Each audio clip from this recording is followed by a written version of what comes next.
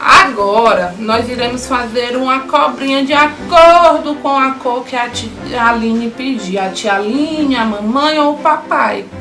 Vamos agora utilizar a cor amarela.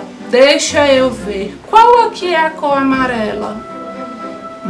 É essa. Vamos fazer o movimento de sobe e desce.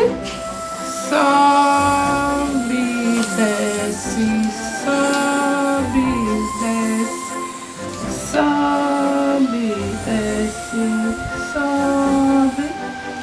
Agora nós vamos utilizar a cor vermelha. Qual dessas duas cores é a cor vermelha? É essa? Não. É essa? Sim. Vamos fazer o mesmo movimento da cobrinha sobe e desce? Sobe, desce, sobe, desce, sobe, desce, subiu, muito bem. E agora nós vamos utilizar a cor azul. Essa é a cor azul? Sim. Sobe, desce, sobe.